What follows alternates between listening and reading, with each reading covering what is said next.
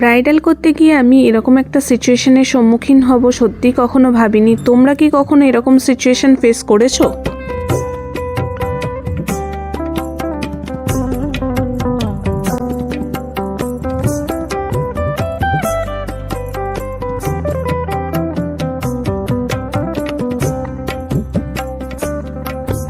বল।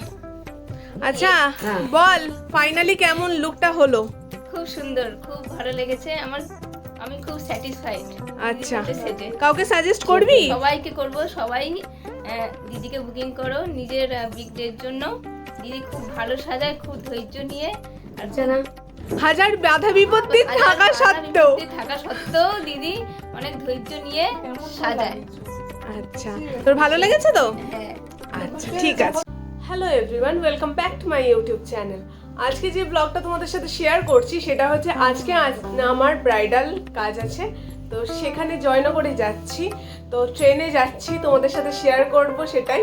আর কেমন লুকটা ক্রিয়েট করলাম সেটাও শেয়ার করব, দেখতে থাকো। আজকে খুব তাড়াই আছে, ওই জন্য ইন্ট্রোটা খুব ছোট করে দিলাম। তো এই ব্রাইডালটা করতে গিয়ে আমার সাথে যে ট্র্যাজেডিটা হলো সেটাই আজ তোমাদের সাথে শেয়ার করব। তো বন্ধুরা, এখন আমরা দাঁড়িয়ে আছি স্টেশনে। তো স্টেশনে ট্রেনের ওয়েট করছি, 11:20 মানে 15 নাগাদ আসবে। তো তনুশ্রী কেমন ফিল করছো? ব্যাগ ভারী? হ্যাঁ, খুব ভারী। কিছু তো করার নেই, আমাদের তো এটাই প্রফেশন। আমাদের এখন এরকম করেই ভারী ভারী জিনিসপত্র নিয়ে ক্লায়েন্টের যেতে হবে। তো সত্যি বলতে কি বন্ধুরা, আমি কখনোই ভাবিনি এরকম একটা সিচুয়েশন আমি ফেস করতে পারি ব্রাইডাল মেকআপ করতে গিয়ে। ফার্স্ট টাইম এক্সপিরিয়েন্স হলো, আর ফার্স্ট টাইম এক্সপিরিয়েন্সটা কিন্তু খুবই মারাত্মক ছিল। তোমরা ব্লগটা দেখো তাহলে বুঝবে আমি কি এক্সপিরিয়েন্সের কথা বলছিলাম। তো ফাইনালি আমরা ট্রেন থেকে নেমে টোটো ধরে নিলাম ব্রাইডাল লোকেশনের উদ্দেশ্যে। তো আমরা গিয়ে দেখলাম ভেন্যুতে ডেকোরেশন প্রায় কমপ্লিট, কিন্তু ব্রাইড এখানে আসেনি। তো ব্রাইডের সাথে যেমনটা আমার কথা হয়েছিল, ভেন্যুতেই আমাকে ওর লুকটা ক্রিয়েট করতে হবে। তো আমরা ভেন্যুতে গিয়েই উপস্থিত হয়েছিল। তো তনুশ্রী কি করছি আমরা? Same as well waiting. এখনো হলুদ আসেনি, ব্রাইডাল কেমন একটা মতো বাজে, একটা বাজে।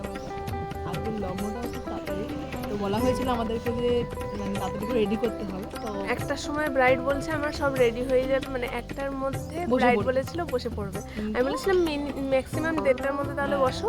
তখন বলছে যে হ্যাঁ হ্যাঁ আমি একটার মধ্যে রেডি হয়ে থাকবো, তো বসে যাবো। তো সেই রেডি আর হতে পারে না, হলুদে আসবে। হলুদে আসি এখন অ্যাজ ওয়েল অ্যাজ মনে হচ্ছে 1 থেকে 1.5 ঘন্টা বসতে হবে। তার বেশি বই কম না, বেশি বই কম না। তো দেখা যাক। আর এর পরের ট্রেনে আসলে 1 ঘন্টা বাদে ট্রেন ছিল, আর খুব দেরি হয়ে যেত আমাদের। আর 2 নম্বর ট্রেনে ট্রাভেল করাতে অভ্যাস নেই। আর লক্ষ্মীকান্তপুর যেহেতু জয়নগরে এসেছি আমরা, স্টেশনটা তোমাদের দেখাতে ভুলে গেছি আমি, জানো আমি ক্লিপ নিতে সবসময় ভুলে যাই, তো সেরকমই হলো। তো এখন বসে আছি। একটু আগে আসাটাই উচিত, কারণ কি এই সব জায়গার ট্রেন প্রচণ্ড ভিড় হয়। আর ওই টাইমটায় আমরা আস্তে আস্তেও শুনছিলাম জিনিসপত্র, হ্যাঁ অনেক জিনিসপত্র থাকে, তো আমরা রিস্ক নিতে পারি। হ্যাঁ একটু। আর আজকে মেকআপটারও আলাদা মেশিন আছে, এয়ার ব্রাশ আছে, তো সেই জিনিসগুলো যাতে নষ্ট না হয় সাবধানে আনা। তো সেই জন্যই একটু তাড়াতাড়ি আসতে হলো। দেখি ব্রাইড কখন টাইম দেয় আমাদের। এখন ব্রাইড বললো বাড়ি চলে যেতে, তো আমরা ওদের বাড়িতেই যাচ্ছি, কারণ এখনও হলুদ এসে পৌঁছয়নি। তো এখন বাজে 1:45, তো আমরা যাচ্ছি। দেখি ওখানে কি হচ্ছে, তারপর হয়তো ওখানেই সাজাবো।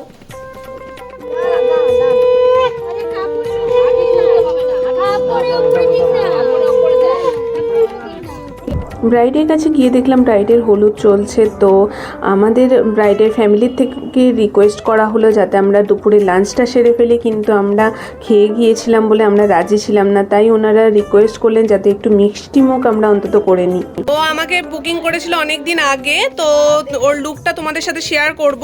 তার আগে ওর থেকেই জেনে নেবো ও কীরকম লুক চায়। বলো কীরকম লুক চাও? আমি চাই গ্লসি মেকআপ, আচ্ছা, আর আইটা একটু হাইলাইট হবে।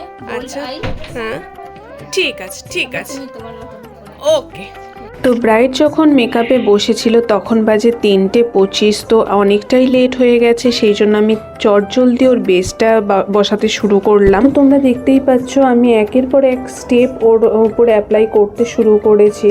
তো ফাইনালি আমি বেসটা কমপ্লিট করলাম। তারপরে এয়ার ব্রাশ মেশিনের সাহায্যে, যেটা তোমরা জানো এয়ার গান দিয়ে আমি ওর বেসটা রেডি করলাম। তো তোমরা ফাইনাল লুকটা দেখো, দেখলে বুঝতে পারবে এয়ার ব্রাশের ফিনিশিং কতটা ফ্ললেস হয়। তো তারপরে যেটা আমি তোমাদের সাথে শেয়ার করব, মিডিলে একবার কারেন্ট চলে গেল, যেটা খুব আমাদের জন্য প্রবলেমেটিক ছিল। প্রথমবার যখন কারেন্টটা অফ হয়েছিল তখন যথারীতি তাড়াতাড়ি চলে এসেছিল, তাহলে আমাদের কোনো প্রবলেম হয়নি। তো কি জানি তনুশ্রীর কি মনে হলো, ও বলল পুষ্পিতা দি আমি ওর ক্রিম্পিংটা কমপ্লিট করে দিই, তুমি বেসটা বসাতে থাকো। তোমরা যারা মেকআপ আর্টিস্ট আছো তারা জানো আমাদের জন্য আলোর দরকার কতটা, তো আমরা তাই জন্য রিং লাইটও ক্যারি করি। এখানে হয়তো আমার সিচুয়েশন দেখে তোমরা বুঝতে পারছো যে আমাকে কি ফেস করতে হয়েছিল। সেকেন্ডবার যখন কারেন্টটা গেল সেটা প্রায় 2 থেকে 2.5 ঘন্টার জন্য কারেন্টটা ছিল না। তো তনুশ্রী এখানে এমার্জেন্সি যে লাইটগুলো পাওয়া যায় সেগুলো ধরেছিল। আর এখানে যে অন্ধকারের মধ্যে সিচুয়েশনটা ক্রিয়েট হচ্ছে সেটা দেখতে পাচ্ছি, ওরা ব্যাটারির একটা ব্যবস্থা করেছিল যাতে আমি কাজটা কমপ্লিট করতে পারি, কিন্তু সেই ব্যাটারির আলোয় কোনো জোর ছিল না। তো তনুশ্রী কোনো রকমে ধরেছিল লাইটটা, যাতে ওর হাতও পর্যন্ত ব্যথা হয়ে গেছিলো। আমি সেই আলোতে বাকি কাজগুলো কমপ্লিট করলাম, কলকা থেকে শুরু করে বাকি যা ছিল সব, এমনকি হেয়ার স্টাইলও। এই হচ্ছে আমার ব্রাইড। আজকের ব্রাইডের সাথে প্রচুর ট্র্যাজেডি হয়েছে, তাই তো ব্রাইড? প্রচুর ট্র্যাজেডি হয়েছে। ব্রাইড বলো কি ট্র্যাজেডি হয়েছে? আজকের মেকআপ করতে করতে কারেন্ট চলে গেছে। কারেন্ট চলে গেছে মানে একদম কারেন্ট চলে গেছে বলে মেকআপ নয়, শুরুর সময় প্রায় গেছে। মেকআপ শুরু হবে তখনই কারেন্ট চলে গেছে। হ্যাঁ, কারেন্ট চলে গেছে বলে শুধু মাঝখানে একবার এসেছিল, জন্য নয়, মাঝখানে একবার এসেছিল বলে আমাদের হেয়ারটা বেঁচে গেছে। হেয়ারটা বেঁচে গেছিল কারণ কিছুটা করা গিয়েছিল। তারপরে আবার গেল ধরো 2 ঘন্টার মতন কারেন্ট। আর আমি অন্ধকারে অন্ধকারে করেছি, টর্চের আলো, এমার্জেন্সির আলো, এইসব আলো দিয়ে। ব্যাটারি সব শেষ হয়ে যাচ্ছিল ব্যাটারি লাস্টে। তো ফাইনালি এখন আচ্ছা, ও এবার তুই টাকা জাস্ট এক্সপ্রেশন। হাই, হাই বল। আমার খুব ভালো লেগেছে দিদির কাছে সেজে, আমি খুব স্যাটিসফাইড। আমি আচ্ছা। যেমনটা চেয়েছিলাম তার থেকে খুব ভালো তার থেকে খুব বেশি মানে সুন্দর লেগেছে। আচ্ছা, যেটা যেটা চেয়েছিলি সেরকম পেয়েছিলি তো? সেটা পেয়েছি। আচ্ছা, ওর মানে দাবিটা ছিল হচ্ছে ও একটু হাইলাইটেড আই মেকআপ চেয়েছিল। আই মেকআপটা দেখিয়ে দে। হ্যাঁ, এই হচ্ছে ওর আই মেকআপ। তো এটা হচ্ছে ওর লুক, পুরো এয়ার ব্রাশ ফিনিশিং। দেখতেই পাচ্ছ ফিনিশিংটা কত সুন্দর। তো তুই কাউকে রিকমেন্ড করবি? বল, সবাইকে রেকমেন্ড করবো, করবি? সবাই দিদিকে বুকিং করো হ্যাঁ। বিগডের জন্য।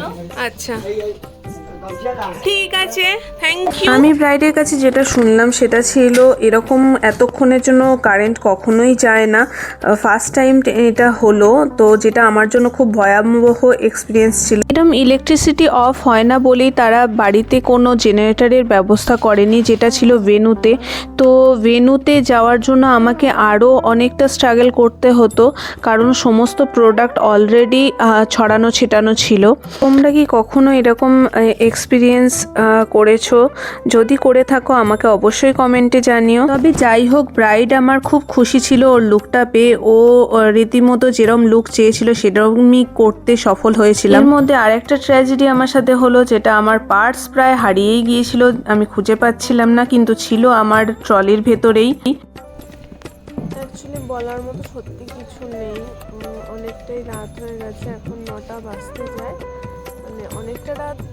কলকাতার দিকে হলে আমাদের ক্লিপের মধ্যে অনেকটা রাত মনে হয় না, তো যেহেতু একদম অচেনা এই জায়গায় আসা, সেহেতু একটু রাতই মনে হচ্ছে। আর এখানে একটু স্টেশনটাও শান্ত হয়ে গেছে, আর আজকে হেডটিকটা অনেকটাই হয়ে গেছে, তোমরা যেমনটা দেখলে। তনুশ্রীরও অনেকটা খাটনি হয়ে গেছে, কারণ একটা এমার্জেন্সি লাইট ধরে মেকআপ করা মানে এমার্জেন্সি লাইটটা সারাক্ষণ ধরেছিল, যার ফলে আমি মেকআপটা করতে পেরেছি, নাহলে হয়তো পারতাম না। তো এইরকম পরিস্থিতিতে হ্যাঁ আর একটা ট্র্যাজেডিও হয়ে গিয়েছিল। আমি আমার পার্স খুঁজে পাচ্ছিলাম না, লাস্টের অবধি আমাদের ব্যাগেই ছিল, কিন্তু ওনারা খুব ভালো মানুষ, মানে খুব হেল্পফুল।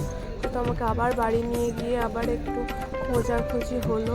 তো ওনারা খুব হেল্প করেছেন আমাকে, যেটা সত্যি বুঝতে হবে, মানে ওনারা অনেক হেল্প করেছেন।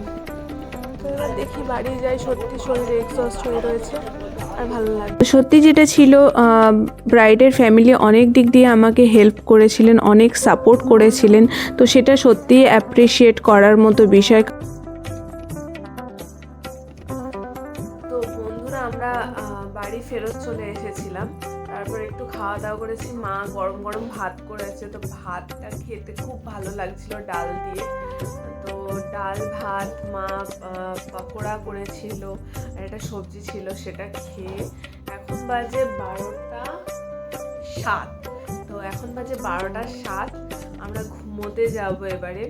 মানে ঘুমটা বিশালই পাচ্ছে, তার সাথে পাও প্রচণ্ড ব্যথা করছে।